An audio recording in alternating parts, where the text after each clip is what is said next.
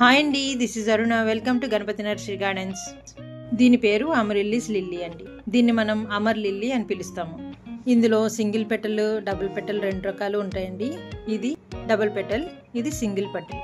వీటిని చూడగానే మనల్ని ఆకట్టుకునే కలర్స్తో, మంచి షేప్లో 6 పెటల్స్తో కలర్ఫుల్గా బ్లూమ్ అవుతాయండి. వీటిలో కొన్ని వెరైటీస్ అయితే పెటల్స్ మీద స్ట్రైప్స్ వచ్చి మల్టీ కలర్స్లో కూడా ఉంటాయండి. చాలా అద్భుతంగా కనిపిస్తాయండి. వీటిని మనం బల్బ్స్ ద్వారాగా ప్రాపగేట్ చేసుకోవచ్చండి. ఈ బల్బ్స్ని సెప్టెంబర్ నుండి నవంబర్ మధ్యలో నాటుకుంటే విదిన్ 8 to 10 వీక్స్లో మనకి ఫ్లవరింగ్ వచ్చేస్తుంది. మళ్ళీ ఏప్రిల్ నుండి మే వరకు బ్లూమ్స్ వస్తూనే ఉంటాయండి. వీటి అపియరెన్స్ చాలా ఎలిగెంట్గా ఉండడం వల్ల మన ఇండోర్ అండ్ అవుట్డోర్ గార్డెన్కి మంచి అందాన్ని తెచ్చిపెడతాయండి. ఇవి ఆర్నమెంటల్ ప్లాంట్స్గా కూడా మనం గార్డెన్లో పెంచుకోవచ్చు. ఇవి ఇండోర్లో అయితే కనుక ఇండైరెక్ట్ బ్రైట్ లైట్ అయితే సరిపోతుందండి. అవుట్డోర్లో అయితే కనుక మార్నింగ్ వచ్చే సన్లైట్ సరిపోతుందండి.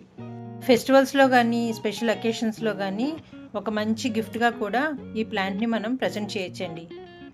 ఇది చాలా లో మెయింటెనెన్స్ ప్లాంట్ అండి. వీటిని ఇయర్లో ఎప్పుడైనా నాటుకోవచ్చండి.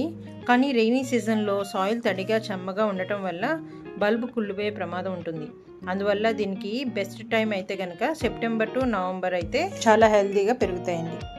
దీనికి నేను చూపించిన విధంగా సాయిల్ మిక్స్ ప్రిపేర్ చేసుకోండి. అండ్ దీని యొక్క టాప్ సాయిల్ డ్రై అయినప్పుడు మాత్రమే వాటరింగ్ చేసుకోండి.